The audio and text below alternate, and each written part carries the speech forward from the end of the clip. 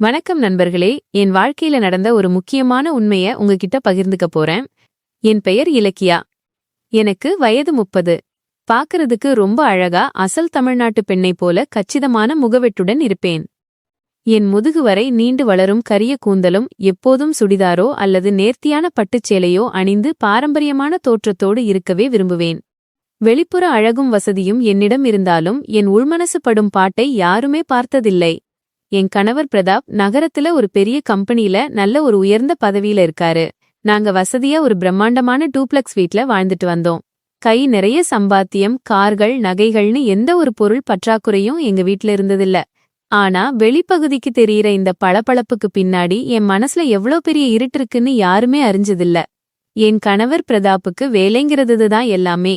காலையில அவர் கண்ண முழிக்கும்போது ஆரம்பிக்கிற பிசினஸ் டென்ஷன் நைட்டு நடு ராத்திரி தூங்கும்போதுதான் முடியும். வார இறுதி நாள்கள்ல கூட என்னை எங்கேயாவது வெளியே கூட்டிட்டு போகவோ என்கிட்ட மனம் விட்டு பேசவோ அவருக்கு நேரமே இருந்ததில்லை.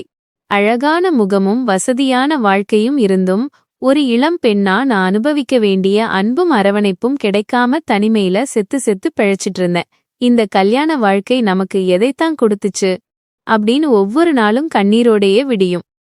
இப்படிப்பட்ட ஒரு தனிமையான மூச்சு முட்டுகிற சூழ்நிலையில்தான் ஒரு நாள் எதிர்பாராத விதமாக என் கணவரோட தம்பி, அதாவது அவங்களோட சொந்த ஊத்திலிருந்து கோபி எங்க வீட்டுக்கு வந்து தங்க வேண்டிய சூழல் ஏற்பட்டுச்சு.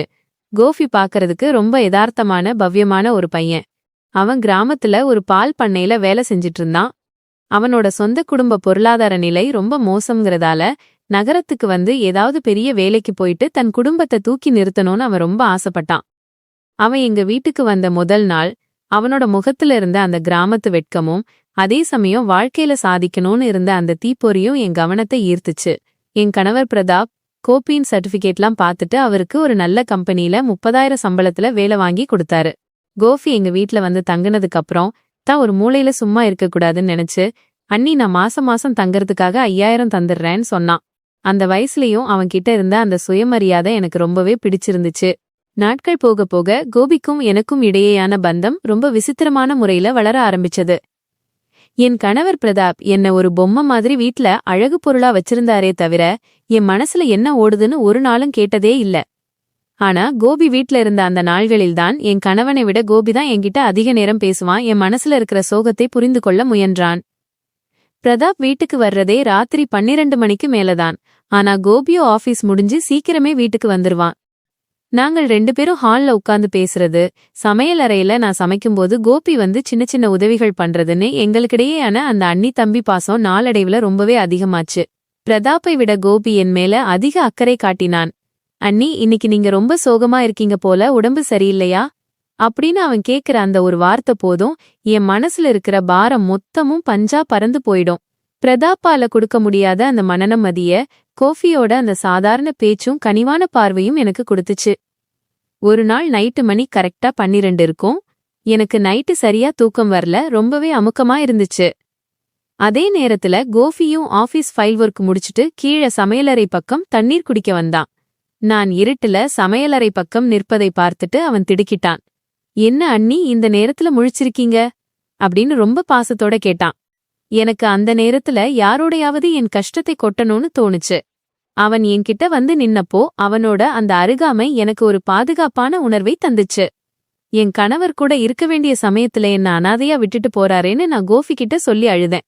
கோபி என்னை ஒரு மூத்த சகோதரியாகவும் ஒரு தாய் சமமாகவும் நினைச்சு என் கண்ணீரை துடைச்சுவிட்டு ஆறுதல் சொன்னான். அண்ணி, நீங்க கவலைப்படாதீங்க, எல்லாமே சரியாயிடும்னு அவன் என் கைகளை பற்றி ஆறுதல் சொன்ன அந்த நொடி என் கணவனை விட அவன் மேல எனக்கு ஒரு அலாதியான பாசமும் நம்பிக்கையும் உருவாச்சு. அந்த நள்ளிரவு சந்திப்பு எங்களுக்கிடையேயான தூரத்தை இன்னும் ரொம்பவே குறைச்சிடுச்சு. சில வாரங்கள் கழிச்சு என் கணவர் பிரதாப் வீட்ல ஒரு சிறிய பார்ட்டி மாதிரி அரேஞ்ச் பண்ணியிருந்தார். அந்த நேரத்துல பிரதாப்போட சில கெட்ட நண்பர்களும் வீட்டுக்கு வந்திருந்தாங்க. அவங்களோட பழக்க வழக்கங்கள் எனக்கு சுத்தமா பிடிக்கல. குறிப்பா பிரதாப் கோபியை தவறான சில பழக்கங்களுக்கு வற்புறுத்தினான். அப்போ கோபி ரொம்ப உறுதியா எதிர்த்து நின்னு, மன்னிச்சுக்கோங்கண்ணா, எனக்கு இந்த மாதிரி பழக்கங்கள் சுத்தமா பிடிக்காது, நான் ரொம்ப நல்லபடியா என் வாழ்க்கைய வாழணும்னு நினைக்கிறேன்னு நேருக்கு நேரா மறுத்துட்டான். அவன் சொன்ன அந்த வார்த்தைகள் என் இதயத்துல ஆழமா பதிஞ்சது. பணம் எவ்வளவோ இருக்கலாம், ஆனா குணமும் ஒழுக்கமும் தான் ஒரு மனுஷனுக்கு அழகுன்னு கோபி நிரூபிச்சான். பார்ட்டி முடிஞ்சு எல்லாரும் போனதுக்கப்புறம் நான் தனியா கோபி கிட்ட போய், ரொம்ப நல்ல காரியம் பண்ணப்பா கோபி, என்னைக்கும் இந்த நல்ல குணத்தை விட்டுடாத அப்படின்னு அவனை பாராட்டினேன். அப்போ அவன் என்னை பார்த்து ஒரு அழகான புன்னகை உதிர்த்தான் பாருங்க. அந்த விமிடம் என் உலகமே நின்னு போன மாதிரி இருந்துச்சு. பிரதாப்போட என்னைக்காவது இப்படி ஒரு சந்தோஷமான தருணம் எனக்கு கிடைச்சிருக்கான்னு யோசிச்சு பார்த்தா கண்ணீர் மட்டும்தான் மிஞ்சும்.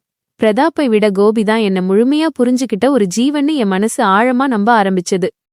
ஒரு நாள் மாலை நேரத்தில் பிரதாப்புக்கும் எனக்கும் இடையில கடுமையான வாக்குவாதம் வெடிச்சது. அவரோட அலட்சிய போக்குக்கும் என்னை புறக்கணிக்கிற அந்த சுபாவத்துக்கும் எதிரா நான் பொங்கி எழுந்து கத்தினேன். அந்த சண்டையோட உச்சகட்டத்துல பிரதாப் என்ன ரொம்ப மோசமா வார்த்தைகளால காயப்படுத்திட்டு வீட்டை விட்டு வெளியேறி போயிட்டார். நான் என் ரூம்ல உட்காந்து அழுது புரண்டு அழுதுட்டு இருந்தேன். அப்போ என்னோட ரூம் கதவு தட்டப்படும் சத்தம் கேட்டுச்சு. கதவை திறந்தா கோபி நின்னுகிட்டு இருந்தான். அவன் கண்ணுலேயும் கலக்கம் இருந்துச்சு. நான் அழுதுட்டு இருக்கிறதை பார்த்து அவனால தாங்க முடியல. நேரா உள்ள வந்து என் அருகில் உட்கார்ந்து, அண்ணி, ஏன் உங்களை நீங்களே இப்படி வருத்துக்கிறீங்க? அண்ணனுக்கு கோபம் அதிகம், ஆனா உங்களை அவருக்கு பிடிக்கும். நீங்க இப்படி அழுதுட்டா நான் எப்படி பாக்குறது? அப்படின்னு ரொம்ப பக்குவமா ஒரு தாய்க்குச் சமமா என்ன அரவணைச்சு ஆறுதல் சொன்னான்.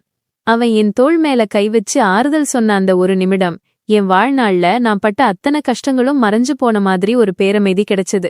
எந்த ஒரு எல்லை மீறலும் இல்லாம ஒரு தம்பி எப்படி தன் அண்ணிக்கு அரணாக இருக்கணுமோ அப்படி ஒரு உண்மையான மனிதனா அவன் என் கூட நின்னு எனக்கு தைரியம் சொன்னான். அவனோட அந்த முதிர்ச்சியான பேச்சும் அன்பும் என்னை முழுமையா மாத்திருச்சு. மறுநாள் காலையில ஆபீஸ்க்கு போயிருந்த பிரதாப்புக்கு எதிர்பாராத விதமா ஒரு பெரிய கார் விபத்து ஏற்பட்டுருச்சுன்னு ஹாஸ்பிட்டலிலிருந்து போன் வந்துச்சு. இதை கேட்டதும் என் காலடியிலிருந்த பூமி நழுவின மாதிரி ஆயிருச்சு. நான் பதறிப்போய் அலறி அடிச்சுக்கிட்டு ஹாஸ்பிட்டலுக்கு ஓடினேன். என் கூடவே கோபியும் உடனடியா ஓடி வந்து எல்லா ஏற்பாடுகளையும் கவனிச்சுக்கிட்டான். ஹாஸ்பிட்டல் ஐசியூ வாசல்ல நானும் கோபியும் அழுதுட்டே நின்னோம். அந்த ஆபத்தான தருணத்துலதான் பிரதாப்புக்கு நான் எவ்வளோ முக்கியங்கிறத உணர்ந்து ஆபரேஷன் முடிஞ்சு கண் விழிச்சதும் ஃபர்ஸ்ட் என்னோட பேர் தான் சொன்னார். இந்த விபத்து பிரதாப்போட மொத்த திமிரையும் அகங்காரத்தையும் அடிச்சு நொறுக்கிடுச்சு. தன் மனைவியான என் அருமையை அவர் தாமதமா புரிஞ்சுகிட்டார். கோபியும் அன்று முதல் என் குடும்பத்தின் உண்மையான ஒளியாகவும் பலமாகவும் மாறினான். இந்த சம்பவம் என் வாழ்க்கைக்கு ஒரு பெரிய பாடத்தை கற்றுக் கொடுத்தது. ஒவ்வொரு பெரிய வீட்டிலும் அல்லது பணக்கார குடும்பத்திலும் சந்தோஷம் இருக்கும்னு சொல்ல முடியாது. உண்மையான சந்தோஷம் பணத்திலோ ஆடம்பரத்திலோ இல்லை. மாறாக நம்மை மதிக்கிற மனிதர்களும் நம் கஷ்டத்துல தோள் கொடுக்கிற உண்மையான உறவுகளும் மட்டும்தான் உண்மையான பொக்கிஷம். இந்த கதை உங்களுக்கு பிடித்திருந்தால் மறக்காமல் ஒரு லைக் பண்ணுங்க. உங்களது கருத்துக்களை கமெண்ட்ஸ்ல ஷேர் பண்ணுங்க. இதுபோல நல்ல எமோஷனல் கதைகள் கேட்க நம்ம சேனலை சப்ஸ்கிரைப் பண்ணிக்கோங்க.